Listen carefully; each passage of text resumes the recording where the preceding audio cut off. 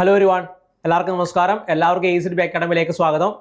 അപ്പോൾ നമ്മൾ എത്തിയിട്ടുള്ളത് നിങ്ങൾക്ക് ആർക്കും അറിയാം, നമ്മളൊരു കഴിഞ്ഞ വീഡിയോ ചെയ്തിട്ടുണ്ടായിരുന്നു. അപ്പോൾ അതിനകത്ത് പൊതുവേ വന്ന സംശയം എന്ന് പറയുന്നത് ഈ പറയുന്ന PSCയുടെ ഭാഗത്തുനിന്നും ഈ പറഞ്ഞ ഫോഴ്സ് ലെവൽ എക്സാമിനേഷൻസിൻ്റെയൊക്കെ പ്രായപരിധി എന്താണ് വർദ്ധിപ്പിക്കുമോ ഇല്ലയോ എന്നുള്ള സംശയത്തിന് പുറത്താണ് എന്ത് ചെയ്യുന്ന ഒരു വീഡിയോ ചെയ്തിട്ടുണ്ടായിരുന്നു. അപ്പം ഒരുപാട് പേർക്ക് സംശയം എന്ന് പറഞ്ഞു കഴിഞ്ഞാൽ അതിൻ്റെയൊക്കെ പ്രായപരിധി കൂട്ടിയതിനെ പറ്റി പറഞ്ഞ രീതിയിൽ സർക്കാർ തലങ്ങളിൽ നിന്ന് തന്നെ എന്താണ് ഫേസ്ബുക്ക് പോസ്റ്റുകളൊക്കെ വന്നിട്ടുണ്ടായിരുന്നു. അപ്പോൾ അതുകൊണ്ട് തന്നെ അത് വന്നോ ഇല്ലയോ എന്നുള്ള സംശയം ഉണ്ടാവേണ്ട കാര്യമില്ലല്ലോ എന്നുള്ള ഒരു പൊതുവെ ഒരു കമൻറ്റുകളൊക്കെ കണ്ടിട്ടുണ്ടായിരുന്നു. അപ്പോൾ നമ്മളത് കുറച്ച് ദിവസങ്ങൾക്ക് മുമ്പ് അത് ഈ പറയുന്ന അവരൊരു പോസ്റ്റ് ഇറക്കുന്നതിന് മുമ്പായിട്ടാണ് എന്ത് ചെയ്യുന്നത്, പൊതുവെ ഈ പറയുന്ന റൂമുകളൊക്കെ നടക്കുന്ന സമയങ്ങളിലാണ് നമ്മളത് പോസ്റ്റ് ചെയ്തിട്ടുണ്ടായിരുന്നത്. ഓക്കെ, അതിനുശേഷം ഈ പറയുന്ന യൂട്യൂബിലേക്ക് വരുന്നത് ഒരു 1-2 ദിവസത്തിനൊക്കെ ശേഷമാണ് കേട്ടോ. അപ്പോൾ അതുകൊണ്ടാണ് നമ്മളത് വീഡിയോ പോസ്റ്റ് ചെയ്യപ്പോഴത്തേന് പറഞ്ഞ രീതിയിൽ ഓൾറെഡി അത് വന്നു കഴിഞ്ഞിട്ടുണ്ടായിരുന്നു. ഓക്കെ, അതാണ് നിങ്ങൾക്ക് ആ ഒരു സംശയം ഉണ്ടാകാനായിട്ട് പൊതുവെ കാരണമായിട്ടുണ്ടായിരുന്നത്. ഓക്കെ, അപ്പോൾ ഇന്നത്തെ വീഡിയോയിൽ നമ്മൾ ചർച്ച ചെയ്യാൻ വേണ്ടി പോകുന്നത് പൊതുവെ പറയുന്ന രീതിയിൽ യൂണിഫോം പോസ്റ്റുകൾക്ക് ഇപ്പോൾ അത് എന്ത് ചെയ്തിരുന്നു, ഇനി വരാൻ പോകുന്ന പരീക്ഷകളിലെല്ലാം തന്നെ ഈ ഒരു മാറ്റം, അതായത് ഏജ് ലിമിറ്റിൽ വന്നിട്ടുണ്ടായിരുന്ന ഒരു മാറ്റം എന്ത് ചെയ്യും, അത് പ്രകടമായിട്ട് കാണാൻ വേണ്ടി പറ്റുമെന്നുള്ളതാണ്. ഓക്കെ, അപ്പോൾ നമ്മൾ പ്രധാനമായിട്ട് ഇന്ന് വന്നിട്ടുള്ളത് പ്രധാനമായിട്ട് ഒരു കമ്പാരിസൺ ആണ്. ഈ പറഞ്ഞ രീതിയിൽ ഏതെല്ലാം സേനകൾക്കാണ് ഈ പറഞ്ഞ രീതിയിൽ ഏജ് ലിമിറ്റ് കൂടിയിട്ടുണ്ടായിരിക്കുക, അതേപോലെ എത്ര വെച്ചിട്ട് എന്ത് ചെയ്യും വ്യത്യാസങ്ങൾ വരുമെന്നുള്ളതാണ്. ഓക്കെ, ഇപ്പോൾ വീഡിയോയിലേക്ക് കടക്കാം.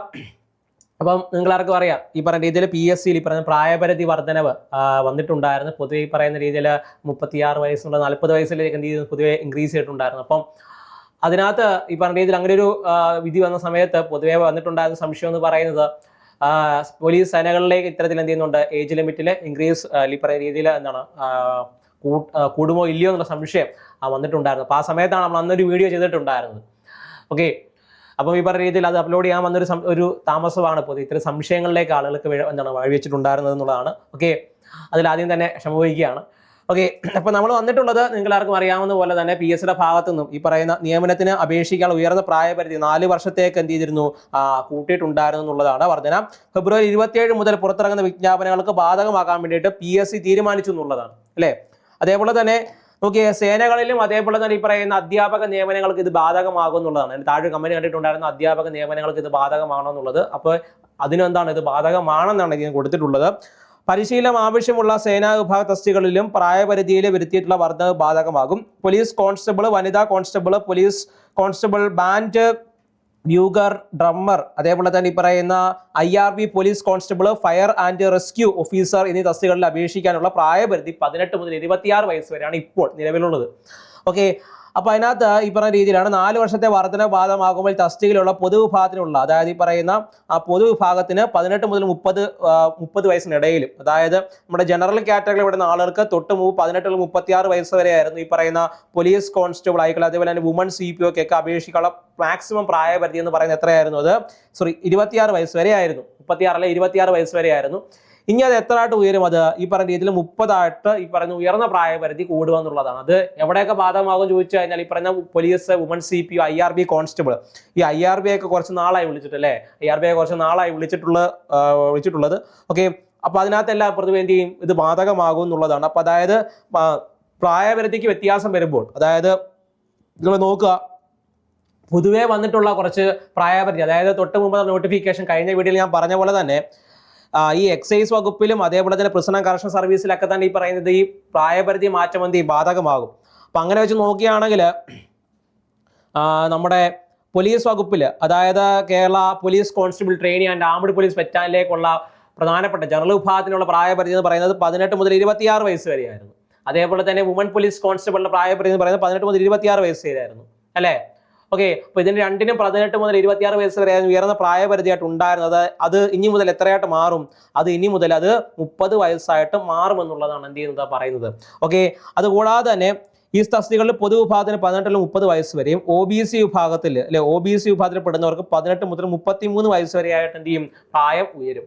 അതേപോലെ തന്നെ ഈ പറയുന്ന SC ST വിഭാഗത്തിൽ പെടുന്നവർക്ക് എത്രയായിട്ട് മാറി, ഈ പറയുന്ന 35 എന്ത് ചെയ്യും ഈ പറയുന്ന പ്രായപരിധിയിൽ ഉണ്ടാകുന്ന വ്യത്യാസം ബാധകമാകും എന്നുള്ളതാണ്.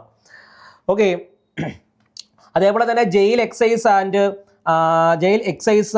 ആൻഡ് പ്രൊഹിബിഷൻ, വനം, വന്യജീവി തുടങ്ങിയിട്ടുള്ള വകുപ്പുകളിൽ യൂണിഫോം ടെസ്റ്റുകളിൽ ഉയർന്ന പ്രായപരിധി 4 വർഷത്തേക്ക് എന്ത് ചെയ്യും വർധനവ് ബാധകമാകുന്നുള്ള, അതായത് 4 വർഷത്തെ വർധനവ് അവിടെ എന്ത് ചെയ്യും ഈ പറയുന്ന രീതിയിൽ ബാധകമായിട്ട് വരും എന്നുള്ളതാണ്. അതായത് തൊട്ടുമുമ്പുള്ള ഈ പറയുന്ന രീതിയിൽ ഫയർ ആൻഡ് റെസ്ക്യൂ ഫോഴ്സിലേക്ക് ആയിക്കോട്ടെ, ഇവിടെ എക്സൈസ് വകുപ്പിലേക്ക് ആയിക്കോട്ടെ, പ്രിസൺ ആൻഡ് കറക്ഷൻ സർവീസിലേക്ക്, പ്രിസൺ ആൻഡ് കറക്ഷൻ സർവീസ് 18-36 വയസ്സ് വരെയാണ്, 4 വർഷത്തേക്കുള്ള ഒരു 36 വയസ്സ് വരെയാണ്. അപ്പൊ അത് ഈ പറഞ്ഞ റിലാക്സേഷനോട് കിട്ടുമ്പോഴത്തേനും അത് എന്തായിട്ട് മാറും, അത് ഈ പറഞ്ഞ രീതിയിൽ 40 എന്ത് ചെയ്യും അതിന്റെ എന്ത് ചെയ്യും പ്രായപരിധി കൂടുമെന്നുള്ളതാണ്. ഓക്കെ, അതിന്റെയും പ്രായപരിധി ഈ പറഞ്ഞ രീതിയിൽ 36 വയസ്സായിട്ട് എന്ത് ചെയ്യും അതിന്റെയും ഉയരുമെന്നുള്ളതാണ്. അതായത് ഈ പറഞ്ഞ ഫയർ ആൻഡ് റെസ്ക്യൂ സർവീസിന്റെയും ഈ പറഞ്ഞ പ്രായപരിധി എന്തായിട്ട് കൂടും, 4 വർഷത്തേക്ക് ഈ പറഞ്ഞ രീതിയിൽ എന്താണ് ഈ പ്രായപരിധി അവിടെയും കൂടും. ഈ പറഞ്ഞ രീതിയിൽ 18-26 വയസ്സ് വരെയാണ് ഫയർ ആൻഡ് റെസ്ക്യൂ സർവീസിന്റെ പ്രായപരിധി, അത് ഇനി മുതൽ 30 എന്ത് ചെയ്യും ഉയരും. അതേപോലെ തന്നെ ഈ പറഞ്ഞ സിവിൽ എക്സൈസ് ഓഫീസർ ആയിക്കോട്ടെ, അതേപോലെ തന്നെ ഈ പറഞ്ഞ രീതിയിൽ ബീറ്റ് ഫോറസ്റ്റ് ആയിക്കോട്ടെ, ഇതിനെല്ലാം തന്നെ ഈ പറഞ്ഞ രീതിയിൽ 4 വർഷത്തെ ഈ പറയുന്നത് പ്രായപരിധി എന്ത് ചെയ്യും കൂട്ടിയത്, അതായത് ഈ പറഞ്ഞ പ്രായപരിധി കൂട്ടിയ 4 വർഷത്തെ റിലാക്സേഷൻ എന്ത് ചെയ്യും അവിടെയും ബാധകമാകും എന്നുള്ളതാണ്.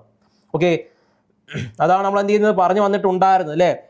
അപ്പം അതുകൂടാതെ തന്നെ നമ്മുടെ ബാധകമാകും. അതേപോലെ LPST, UPST, HSST അധ്യാപക തസ്തികകളിലെ നിലവിലെ പ്രായപരിധി 18-40 ഇത് 4 വർഷത്തെ ബാധകമാകുമ്പോൾ ഇത് 44 എന്ത് ചെയ്യും അവിടെയും ഉയരും എന്നുള്ളതാണ്. ഓക്കെ, അത് കൂടാതെ തന്നെ ഈ പറഞ്ഞ HSST കോളേജ് അധ്യാപന നിയമങ്ങൾക്കും ഉയർന്ന പ്രായപരിധി 4 വർഷത്തേക്ക് എന്ത് ചെയ്യും ബാധകമായിട്ട് മാറുമെന്നുള്ളതാണ്. തൊട്ട് മുമ്പൊക്കെ ഈ പറഞ്ഞ രീതിയിൽ കർണാടകയിലെ ആന്ധ്രയിലൊക്കെ തന്നെ ഈ പറഞ്ഞ രീതിയിൽ കൂടുതൽ പ്രായപരിധി ഉണ്ടായിരുന്നു. എന്നാൽ ഇപ്പം നമ്മുടെ സേനകൾ എന്ത് ചെയ്യുന്ന കുറച്ചാണ് എന്ത് ചെയ്യുന്ന പ്രായപരിധി ഉണ്ടായിരുന്നത്. അതും ഇനി എന്താണ് ഈ പറയുന്ന മാറ്റത്തിന് വിധേയമാകും എന്നുള്ളതാണ്. അപ്പോൾ പൊതുവേ ഈ പറഞ്ഞ രീതിയിൽ ഇതിന് കൂടുതൽ ബെനിഫിറ്റ് ഈ പറഞ്ഞ ബെനിഫിഷ്യറി ആയിട്ട് മാറുന്നത് ആരാൻ ചോദിച്ചു കഴിഞ്ഞാൽ ഈ പറഞ്ഞ സേനകളിലേക്ക് ഒരുപാട് നാളായിട്ട് കാത്തിരുന്ന് പരീക്ഷകൾ എഴുതിയിട്ട് കിട്ടാതെ പോകുന്നവർ, അല്ലെങ്കിൽ പറയുന്ന പരീക്ഷകൾ എഴുതി റാങ്ക് ലിസ്റ്റ് വന്നിട്ട് ജോലി കിട്ടാതൊക്കെ പോയിട്ട് ഇനിയൊരു ചാൻസ് ഇല്ല എന്ന് പറഞ്ഞ് എന്ത് ചെയ്യുന്നത് മാറ്റി വെക്കുന്ന ഉദ്യോഗാർത്ഥികൾക്കാണ് ഇച്ചിരി കൂടെ ചാൻസ് കിട്ടാൻ വേണ്ടിയിട്ട് പോകുന്നത്. ഓക്കെ, അതിന് ഗുണഭോക്താക്കൾ ആരാൻ ചോദിച്ചു കഴിഞ്ഞാൽ ഈ പറഞ്ഞ രീതിയിൽ ഒരു എക്സാമിനേഷൻ എഴുതി, ആ എക്സാമിനേഷൻ ഈ പറഞ്ഞ കാലാവധി കഴിഞ്ഞു, എനിക്ക് ഇനി ലാസ്റ്റ് ചാൻസ് ആയിരുന്നു, അതുകൊണ്ട് എനിക്ക് എന്ത് ചെയ്തു തീർന്നു എന്ന് പറഞ്ഞ രീതിയിൽ ഈ ഒരു PSC ഒരു മേഖലയിൽ പ്രധാനമായിട്ടും യൂണിഫോം പോസ്റ്റിലേക്ക് എന്ത് ചെയ്യുന്നത് കാത്തിരുന്ന ഉദ്യോഗാർത്ഥികൾക്കാണ് എന്ത് ചെയ്യുന്നത് ഒരു ശുഭപ്രതീക്ഷയായിട്ട് എത്തുന്നത് എന്നുള്ളതാണ്. ഓക്കെ, അവർക്ക് ഈ പറയുന്ന രീതിയിൽ ഇനിയും അവർ യൂണിഫോം എന്നുള്ളൊരു ജോലി അല്ലെങ്കിൽ പറയുന്ന സ്വപ്നത്തിലേക്ക് എന്ത് ചെയ്യും അവർക്ക് ചെന്ന് എത്താൻ വേണ്ടി പറ്റും എന്നുള്ളതാണ്.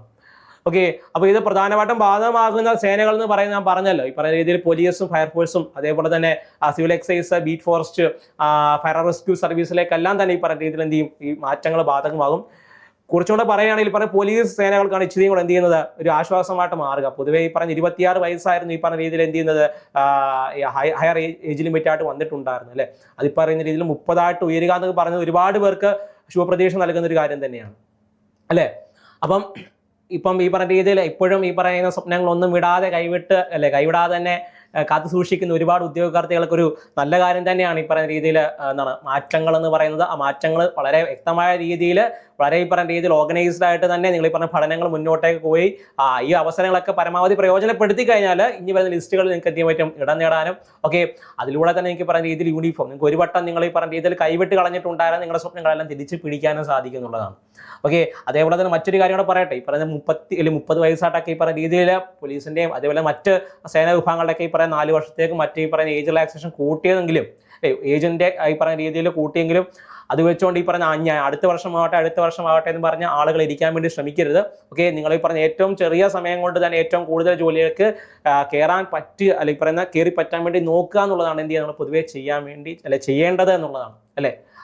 അപ്പം കിട്ടുന്ന ചാൻസുകൾ 18 വയസ്സായി 19 വയസ്സായി ഈ പറഞ്ഞ 22 വയസ്സായിട്ടുള്ള ആളുകളൊക്കെയാണ് നിങ്ങളെങ്കിൽ പെട്ടെന്ന് തന്നെ ഈ പറഞ്ഞ രീതിയിൽ എന്ത് ചെയ്യുക നിങ്ങൾ ഈ പറഞ്ഞ അങ്ങോട്ട് ഇനി എനിക്ക് പ്രായമുണ്ട്, അപ്പം എനിക്ക് എന്ത് ചെയ്യാം ഇനി അവസരങ്ങളുണ്ട്, അപ്പം പിന്നെ എടുക്കുക എന്നുള്ളതിന് വേണ്ടി പിന്നെ മാറ്റി വെക്കരുത്. ഓക്കെ, നാളെ നിങ്ങളെ എന്ന് പറഞ്ഞ് എന്ത് ചെയ്യും പോയിക്കൊണ്ടിരിക്കും. ഓക്കെ, അപ്പം ഞങ്ങളും ഈ പറഞ്ഞ രീതിയിൽ എന്ത് ചെയ്യുക നല്ല രീതിയിൽ തയ്യാറെടുപ്പുകൾ നടത്തി എന്ത് ചെയ്യുക ഇതിലേക്ക് കയറി പറ്റാൻ വേണ്ടി നോക്കുക എന്നുള്ളതാണ്. ഓക്കെ, അപ്പോൾ അതേപോലെ തന്നെ എല്ലാവർക്കും അറിയാം ഈ പറഞ്ഞ ഡിഗ്രി ലെവൽ പരീക്ഷകളൊക്കെ എത്തിയിട്ടുണ്ട്. അതേപോലെ തന്നെ അതിനൊക്കെ വേണ്ടിയിട്ട് നല്ല രീതിയിൽ തയ്യാറെടുപ്പുകൾ നിങ്ങൾ നടത്തുന്നുണ്ടെന്ന് വിശ്വസിക്കുകയാണ്. അപ്പോൾ അത്തരത്തിൽ നിങ്ങൾ പഠിച്ചുകൊണ്ടിരിക്കുന്ന സമയത്ത് നിങ്ങൾ ഈ പറഞ്ഞ രീതിയിൽ നിങ്ങളുടെ സിലബസുകൾ കംപ്ലീറ്റ് ആവുന്നില്ല, അല്ലെങ്കിൽ നിങ്ങളുടെ തയ്യാറെടുപ്പുകൾ തന്നെ നല്ല രീതിയിൽ പോകുന്നില്ല എന്നൊക്കെ തോന്നുന്നവരാണ് നിങ്ങളെങ്കിൽ നമ്മുടെ ACED അക്കാഡമിയിൽ നമ്മുടെ ഡിഗ്രി ഫിലിംസിന് വേണ്ടി ഒരു ക്രാഷ് ബാച്ച് നമ്മൾ ആരംഭിച്ചിട്ടുണ്ടായിരുന്നു. ഓക്കെ, ഇനി അധികം നാളൊന്നുമില്ല, നല്ല രീതിയിൽ പ്രിപ്പറേഷൻസ് മുന്നോട്ടേക്ക് പോകേണ്ടതായിട്ടുണ്ട്. അപ്പോൾ അത്തരത്തിൽ ഇതിനുവേണ്ടി പ്രിപ്പയർ ചെയ്യുന്നവർക്ക് തീർച്ചയായിട്ടും നമ്മുടെ ഈ പറയുന്ന ക്രാഷ് ബാച്ചിലേക്ക് ജോയിൻ ചെയ്യാൻ വേണ്ടി സാധിക്കുന്നതാണ്. എന്തെങ്കിലും ഡൗട്ട് ഈ പറയുന്ന ക്ലാസ്സുമായിട്ട് ബന്ധപ്പെട്ടോ ഡൗട്ടുകൾ എന്തെങ്കിലും ഉണ്ടെങ്കിൽ തൊട്ട് താഴെ കിടന്ന നമ്മളിലേക്ക് എന്ത് ചെയ്യാൻ വിളിച്ച് കോൺടാക്ട് ചെയ്യാൻ വേണ്ടി സാധിക്കുന്നതാണ്. അപ്പോൾ ഇതിന്റെ ചുരുക്കം എന്താ ചോദിച്ചു കഴിഞ്ഞാൽ ഈ പറഞ്ഞ രീതിയിൽ തൊട്ട് മുമ്പുള്ള വീഡിയോയ്ക്ക് നമ്മൾ പറഞ്ഞിട്ടുണ്ടായിരുന്നത് ഈ പറയുന്ന